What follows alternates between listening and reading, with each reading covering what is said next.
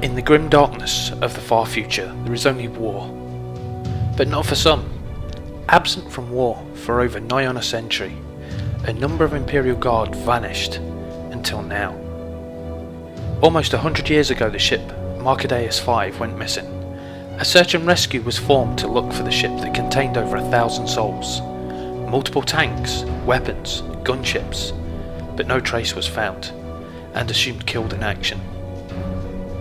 The commissars and generals were honoured, the guardsmen forgotten.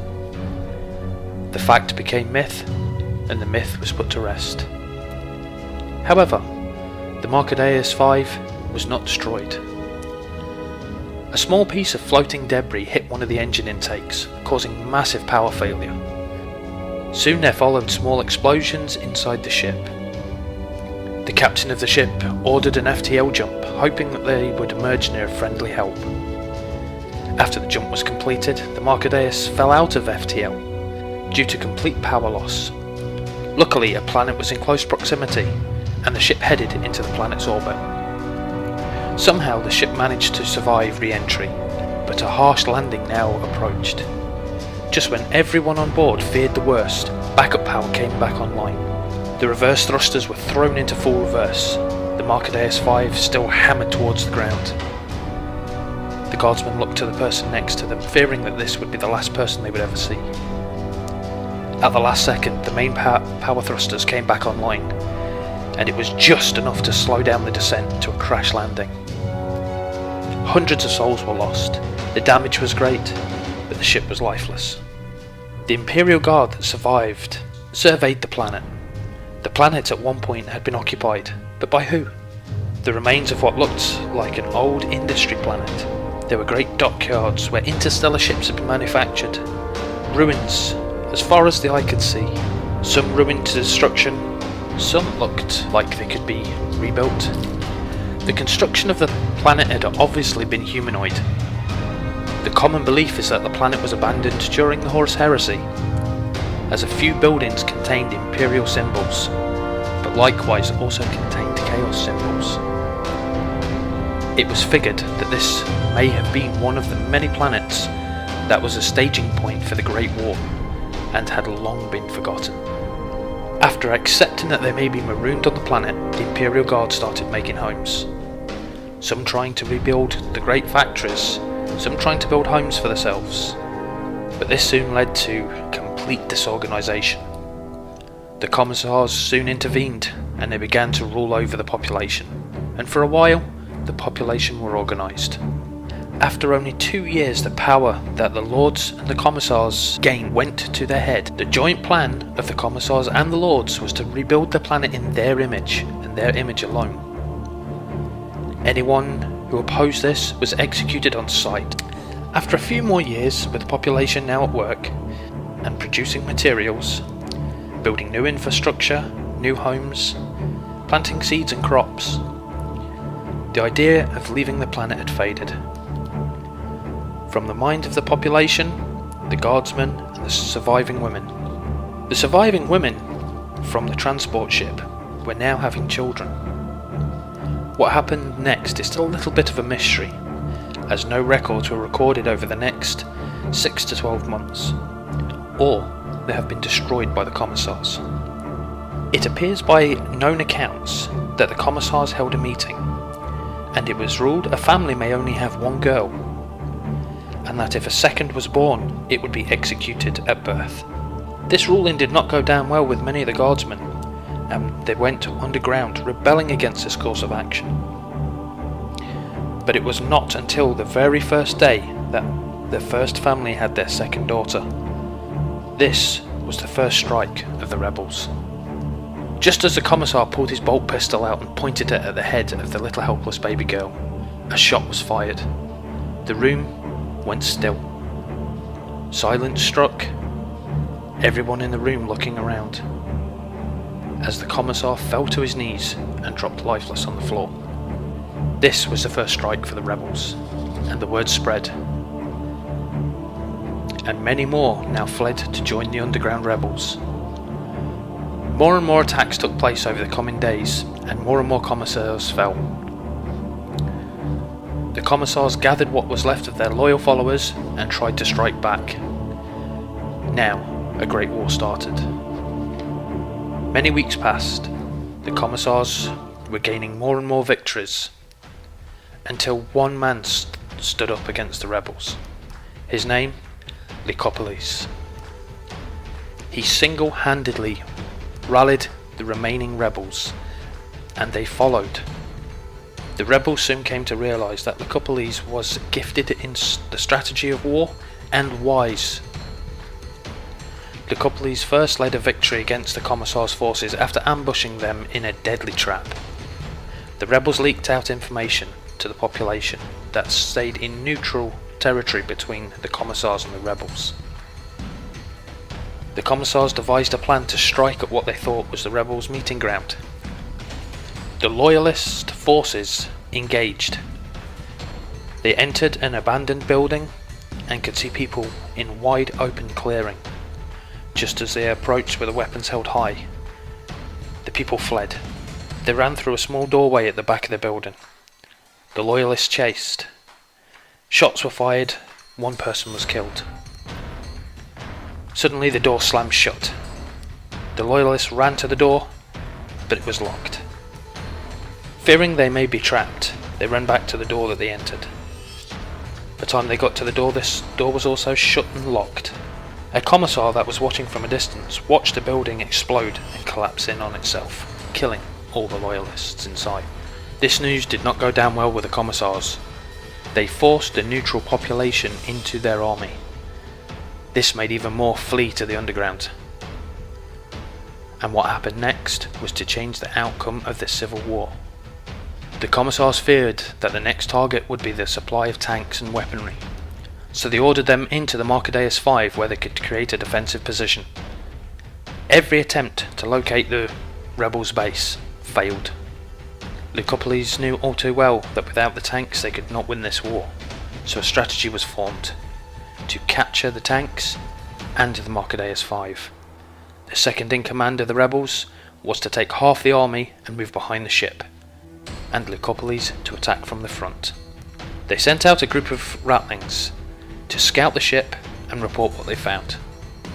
The ratlings returned.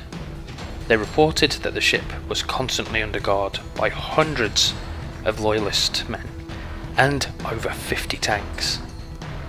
Attacking the front and the rear would have been suicide, so a different approach was needed. Trying to sneak people into the loyalist army would have failed, as the commissars were interrogating everybody. The ratlings also reported that the weapon systems on the ship were now activated and were working, and one quick salvo fire would easily wipe out the whole rebels in one go, so a front-on attack would definitely have been suicide. The commissars were no longer falling for diversions or tricks or traps. The rebels even blew up buildings to try and see if it drew the army away, but they stood fast. After a few days, an unlikely plan was formed.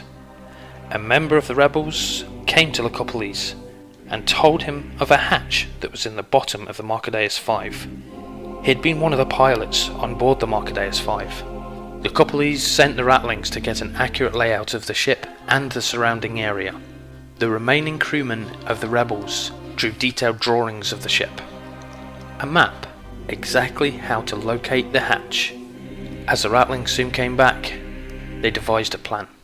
The only plan that seemed viable was to dig a tunnel underground. This would take a long time, but it was worth doing.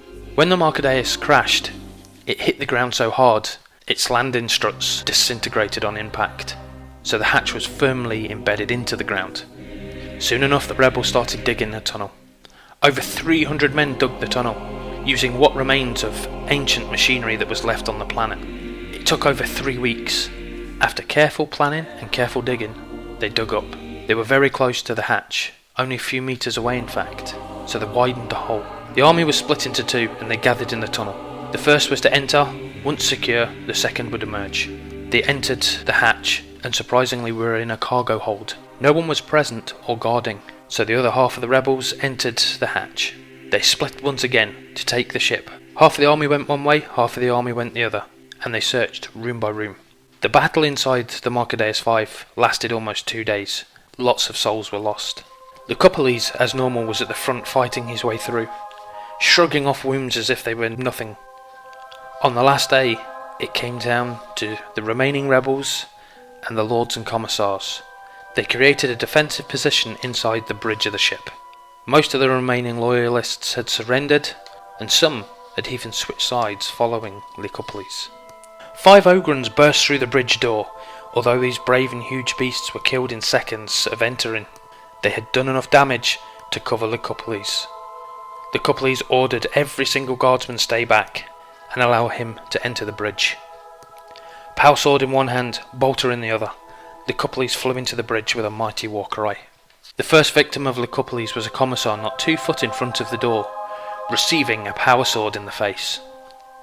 One commissar stood up to fire off a shot, but by the time he got to his feet, he fell back. One commissar stood up to fire a shot, but by the time that he reached his feet, he fell back to the floor, as an exploding round hit his chest. One commissar charged forward, swinging his chainsword at Lycopolis' face. Lycopolis dodged and took to the ground. He swiped his power sword at the back of the commissar's legs, bringing him to the ground, just inches away from the muzzle of Lycopolis' bolter. The last thing that commissar saw was the flash before the bolt's round hit him square in the face, smashing his skull before the explosive round ignited inside his head, splattering bone, blood and brain matter across the room. A few shots flew past Lycopolis, only a breath away from his shoulder. Lycopolis slid behind a console as bullets struck it. He heard heavy boots running towards the console. Lycopolis slid to his back, power sword held high, as the commissar jumped the console, only to receive a power sword through his stomach. The blade of the power sword started to glow, and the destructive force ripped the commissar in half. 2 more fell by bolt gun fire, and 4 more by a frag grenade, leaving only the Lord Commissar remaining. Lycopolis threw down his bolt gun, and walked into the centre of the room. The Lord Commissar also threw down his bolt gun, and stood to face Lycopolis face to face. The unlocking guardsman watching through the bridge door watched in horror as the Commissar's chainsword sliced through Lycopolis' leg as though it hadn't even been there. Lycopolis fell to the ground, rolling in pain. He gathered his strength to pick up his sword and parried blow after blow of the Commissar's chainsword. Again and again the Commissar tried to strike, but Lycopolis parried each and every time. The Commissar kicked Lycopolis hard and square in the face. Lycopolis dropped his guard for just a second, and it was enough for the Commissar's chainsword to swing down. Lycopolis swung his arm to protect his face, and the chainsword struck him square on the arm, severing it from the elbow. At that very point, Lycopolis had already begun his attack. His power sword struck up. At the very point, as the chainsword finished cutting through his arm, Lycopolis' sword entered the Commissar's armpit. Lycopolis twisted the power sword, thinking that this would sever the Commissar's arm, but the Commissar's chainsword dropped to the floor. Then so did the Commissar. Lycopolis looked up. The power sword had went through the armpit, deflected off the collarbone, and went right through the internal workings of the Commissar's head, exiting just above his left ear. Lycopolis looked at the dead, lifeless body of his enemy, still twitching. Soon the guardsmen ran through the door and surrounded him. Lycopolis shouted, "Victory!" He turned his head and looked at the guardsmen, and closed his eyes. Shortly after the Civil War, an elected government was formed, along with a new set of military leaders, a new Lord Commissar and 6 other commissars. Things started to change over the years to come. Within 20 years, the factories were now in mass production. Even the Marcadeus was now being repaired. New hardened adamantium armour plates were fitted to the Marcadeus 5. Some guardsmen moved out of the city into rural areas of the dangerous jungle, creating farms. They had found local alien-style cattle, nasty beasts with 6 legs, but harmless. They had a foul smell, but once roasted, meat was fit for the Emperor himself. New buildings had been built. The military forces were always busy, fighting in the jungle against alien creatures. The commissars kept the order well. Crimes were few. If anyone committed a crime, there was one punishment: execution in public. New Imperial Guardsmen were joining the recruits. The Lord Commissar remained overall ruler, though very few had ever seen him. Some rumours said that there was no Commissar Lord. Over the next 10 years, significant changes had been made. Factories were rolling out weapons, tanks, and sentinels. But also with that is the first record of someone actually dying of natural causes, which brought sorrow and joy to people knowing that they might live a full life. As the population grew, some families having 5 or 6 children now, many destined for the service in the infantry units. Small schools have been built, and for most, they now called this planet home. 13 years later, one of the biggest events happened on the planet since the Civil War. While on a routine patrol, a young guardsman that formed part of the White Stripes unit, a rookie regiment that had never seen actual combat. He was looking aimlessly into the sky and spotted something very strange. He pointed out to the guy next to him. They ran forward to tell their unit commander. The commander immediately recognised exactly what this was. He had seen one once before, falling out of the sky. This was an organic alien pod. So that's as far as I've got, guys. If you can think of anything else to put in there, please stick comments down below. Hope you've enjoyed this little story. This is part of the history behind Jake's army. I've still got some work to do on it, as you can see. If you guys like it, I'll carry on and I'll record another section. That's completely up to you. So let me know what you think. Let me know if I should change anything, or how accurate you think this would be, or whether something is like completely unrealistic, something like that. So give me some feedback, guys. Let me know what you think, and happy wargaming.